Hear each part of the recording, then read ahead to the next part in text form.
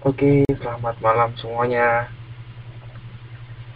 Oke, selamat malam Mbak Dwi Wijayanti ya, yang baru online ini. Siap belajar ya hari ini, malam hari ini. Semoga jangan ngantuk.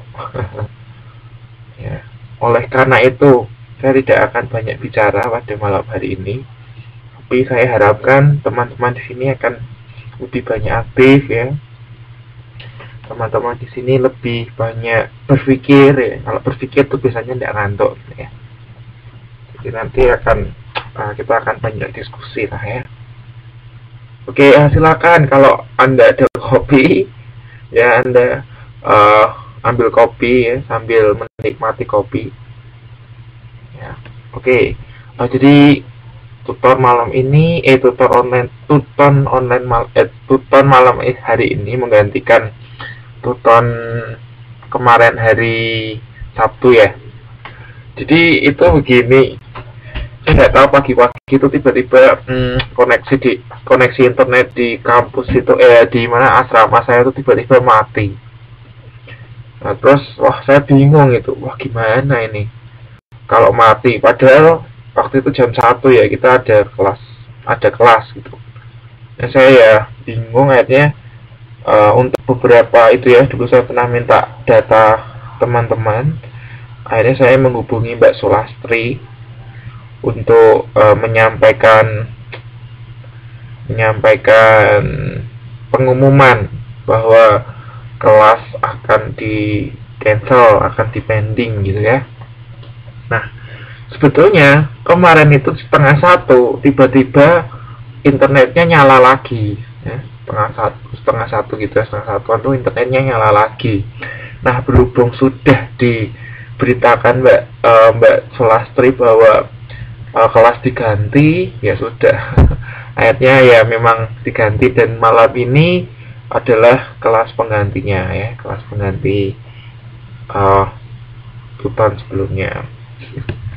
Anyway, seperti yang pernah saya sampaikan bahwa malam hari ini kita akan membahas tentang satu dari 4P ya, satu dari marketing mix, yaitu strategi produk. Ini strategi yang pertama mula-mula yang perlu kita buat gitu ya dalam strategi pemasaran, yaitu strategi produk. Nah, kalau Anda mendengar produk, apa yang Anda pikirkan? Coba, apa yang terlintas di pikiran Anda ketika Anda mendengar kata produk?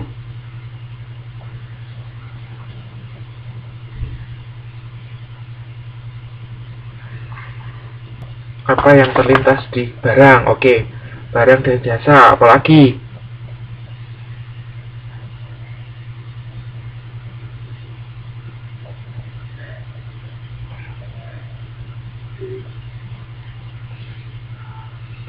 Hasil dari produksi. Oke, boleh.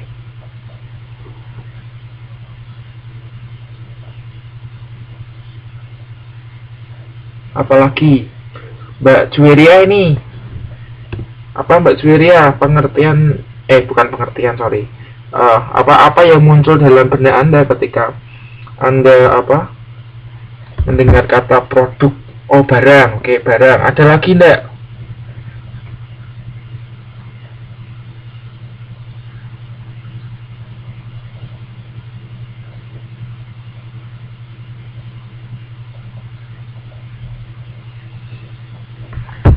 Ada yang terpikirkan enggak kalau ada yang menyebutkan tentang produk, kemudian yang muncul adalah satu buah merek produk?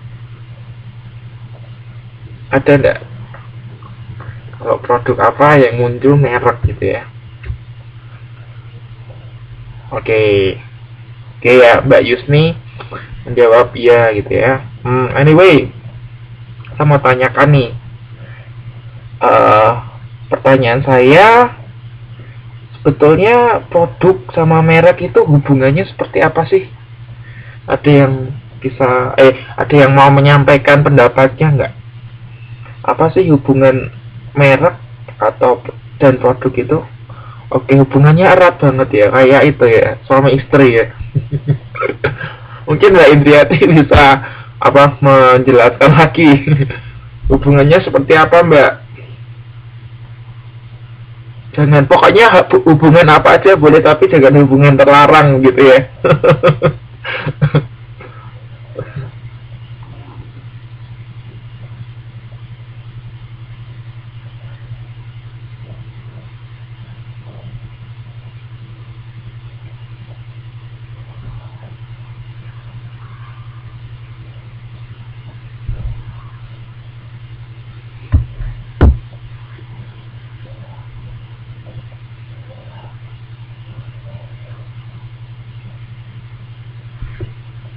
Oke, susah carinya. Oke, anyway, sambil nanti kita akan itu ya, akan belajar gitu ya, kaitannya antara produk dan merek seperti apa. Nanti kita akan sama-sama baca. Itu di ini nih, di bagian yang paling awal di modul kita nanti ada dijelaskan apa sih sebetulnya hubungan antara produk dan merek. Apakah produk itu bagian dari merek atau merek bagian dari produknya. Nanti kita akan sama-sama pelajari ya, kita akan sama-sama diskusi mengenai produk dan merek. Oke. Anyway, seperti biasa gitu ya, saya mau menjelaskan agenda kita pada malam hari ini. Bukan outline ya, agenda ya. Pertama, presensi kita hilangkan saja, memakan waktu ini kalau presensi. Jadi nanti gampang untuk presensi, saya yang mengatur. Pokoknya yang tidak bisa. Oh ya, selamat malam Mas Wahyu ya, Mas Muhammad Wahyu. It's okay, make one see. Anyway, untuk presensi nanti gampang. Nanti pokoknya yang tidak hadir silahkan kalian mengirimkan pesan ya. Nanti akan ada catatan tersendiri ya. And then jadi presensi maksudnya akan saya skip, nggak perlu saya lakukan. Kemudian seperti biasa kita akan mengingat atau mereview modul 3. Masih ingat nggak modul 3 itu kita bahas tentang apa?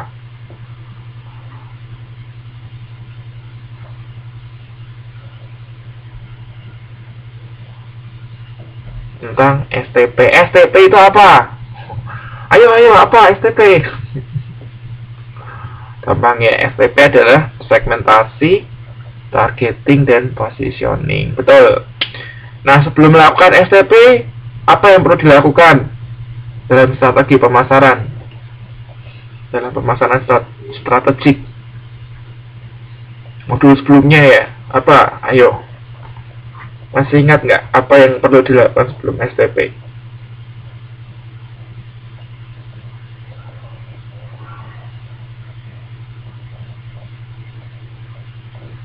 Come on. Waduh, sudah pada lupa ini. Wah, bukan perumusan rencana pemasaran strategik. Bukan salah, tapi kurang tepat ya. Kurang tepat, Mbak Dwi. Ya, waduh, ini bagian yang konsep dasar malah dilupakan ya. Betul, Mbak Reni jawabannya. Perlu melakukan analisis situasi ya, analisis situasi pemasaran atau analisis lingkungan pemasaran. Jadi pokoknya kalau kita mau membuat strategi, langkah pertama yang kita perlu lakukan adalah melakukan analisis situasi. Apa sih yang sebetulnya terjadi gitu ya. Nah, setelah itu baru merumuskan gitu ya, merumuskan strategi apa yang mau dilakukan. Nah, seperti itu ya. Jadi langkah awal adalah melakukan analisis situasi. Oke. Nah, kita akan review ini. Review mengenai STP. Oke, kalian boleh buka modul ya, atau buka inisiasi sambil kita mengingat-ingat lagi ya.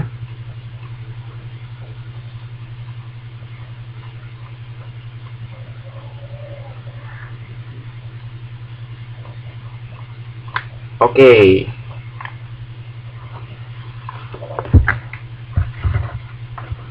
Kenapa sih kita perlu melakukan SPP? Ada yang tahu nggak jawabannya? Kenapa kita perlu melakukan SPP? Ada dua alasan nih. Ada yang masih ingat nggak kenapa kita melakukan SPP? Ada dua alasan.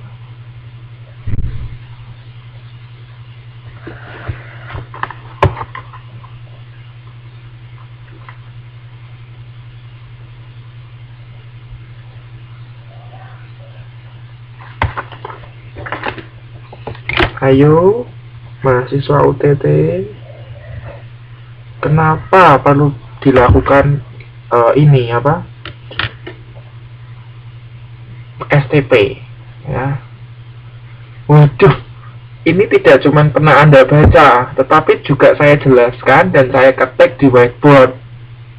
Masa sudah lupa? Oke, selamat datang Mbak Arik. Welcome to the class. Oke ya.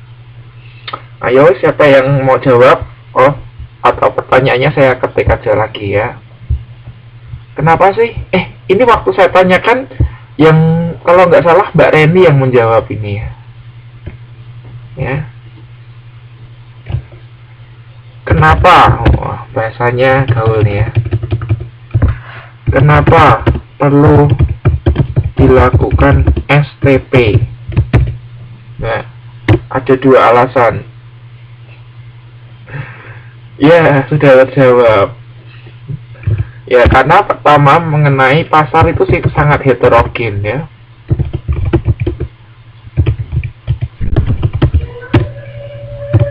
Oke, kenapa kalau pasar heterogen kenapa perlu dilakukan STP? Oh ya, whatever, saya lupa yang siapa Mbak Dwi.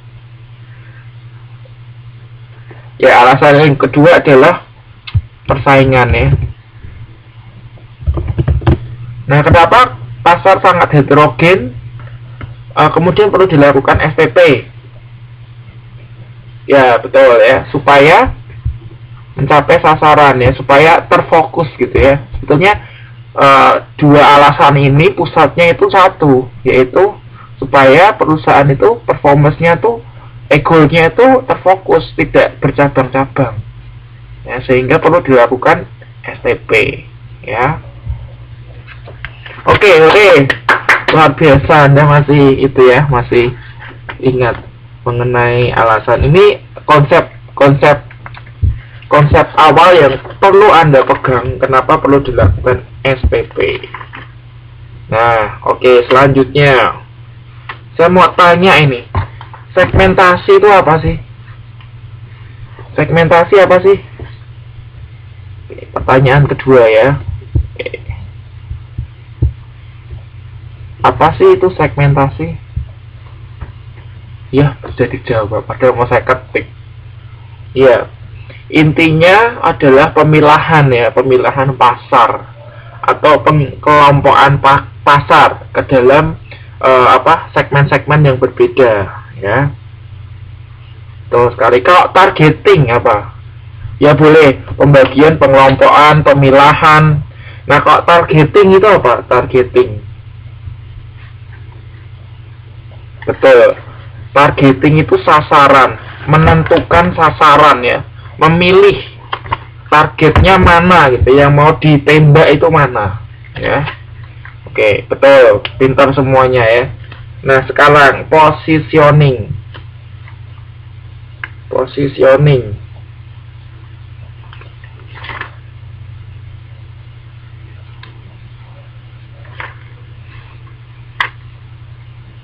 Ya, betul, jawaban Mbak Dwi Wijayanti tepat sekali ya. Menanamkan di benak konsumen. Jadi awareness ya, consumer awareness. Ya, betul, Mbak Reni juga betul. Menciptakan image di pelanggan seperti apa. Jadi setelah dipilih, kemudian menetapkan, oh, aku pingin produkku itu di dalam benak konsumen itu seperti ini. Ya, seperti itu. Ada enggak teman-teman di sini yang bisa kasih contoh satu produk yang kemudian produk ini mempunyai positioning yang kuat sehingga